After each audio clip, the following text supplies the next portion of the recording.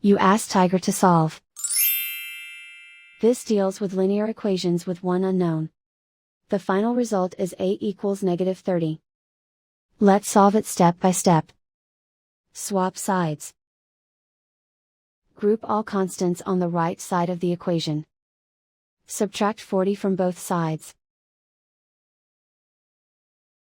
Group like terms. Simplify the arithmetic.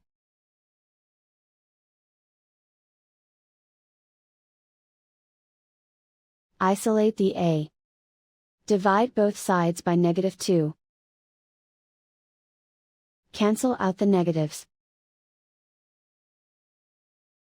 Simplify the fraction.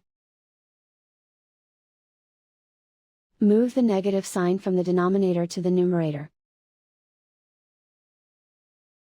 Find the greatest common factor of the numerator and denominator.